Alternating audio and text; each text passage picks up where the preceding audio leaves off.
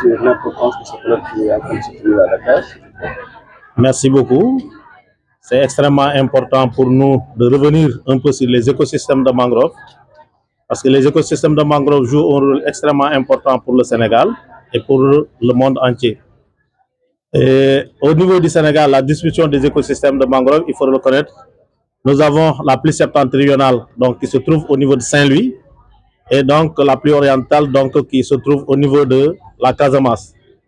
Donc ces écosystèmes de mangrove sont dans plusieurs deltas. Nous avons le delta du Saloum, donc nous avons le delta de la Casamance, mais surtout le delta du fleuve Sénégal et le delta du fleuve Gambie. Souvent, les gens n'arrivent pas à tellement comprendre parce que le delta du fleuve Gambie, vous le retrouvez beaucoup plus dans les mangroves de Keur Saloum Diané. Et ça, c'est extrêmement important, qui ont à peu près les mêmes similarités que les mangroves au niveau du delta du fleuve Sénégal. Donc, voilà deux écosystèmes similaires que nous avons. Le delta du fleuve Gambie et le delta du fleuve Sénégal, qu'on retrouve vraiment dans le delta du fleuve Sénégal à partir de Saint-Louis et vers le Saloum, donc à Keur Saloum Diané. Et mais aussi, nous avons les deltas donc, de la Casamance et du Saloum, donc qu'on retrouve, qui sont des écosystèmes. Les deux écosystèmes-là, donc que ce soit le delta du fleuve Sénégal, le delta du Saloum et le delta de la Casamance sont similaires du point de vue salinité et tout ça, mais le delta du fleuve Sénégal et le delta du fleuve Gambie sont similaires du point de vue de douce, donc eau douce, eau saumâtre. Et c'est ça qui vraiment fait le charme de ces deux écosystèmes de mangroves qui sont à peu près un peu différents, donc qu'on a au Sénégal ici. Et ça, c'est extrêmement important parce que ces écosystèmes de mangroves jouent un rôle extrêmement important. D'abord, un rôle de protecteur, mais un rôle nourricier, mais aussi un rôle sanitaire, écologique, etc. Et ça, aujourd'hui, la protection des îles qui sont autour de ces écosystèmes de mangroves prouve vraiment déjà que ces écosystèmes jouent un rôle extrêmement important pour la protection de ces îles-là.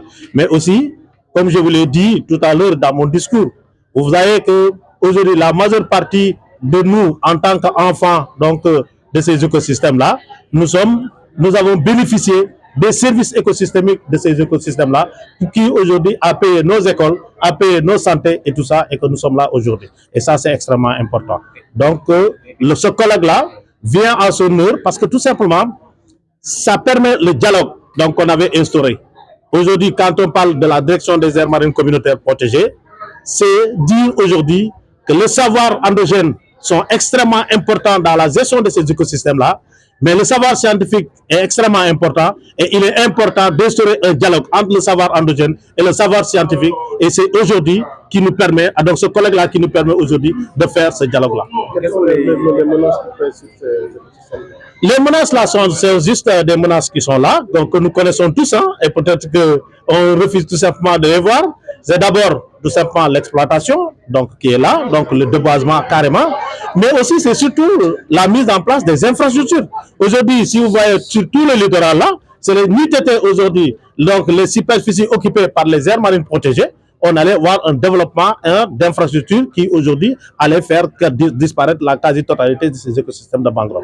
Donc il est important vraiment de juguler ces écosystèmes de mangrove, et c'est là où vraiment il est important de saluer l'initiative des communautés de créer des aires marines protégées pour conserver, pour lutter contre ces infrastructures-là.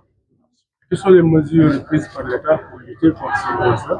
Donc, je vous l'ai dit déjà, présentement, les aires marines protégées, la création d'aires marines protégées par les communautés, mais aussi, surtout, les actions de restauration qui sont en train d'être faites par l'ensemble des communautés. Vous voyez dans les collectivités territoriales, aujourd'hui, avec les partenaires là, donc les gens sont en train de faire un important travail de restauration. Et c'est pourquoi même qu'on a développé une stratégie nationale de restauration et de conservation des écosystèmes de mangrove. La participation des femmes est quasi totale.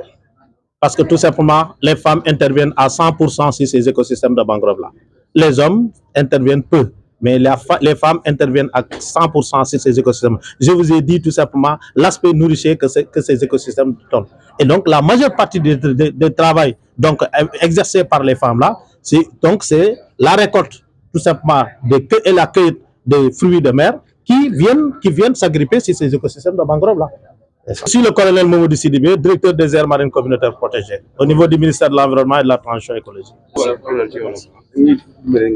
Bambara boy làkk wolof da ngeen ko mos a gis.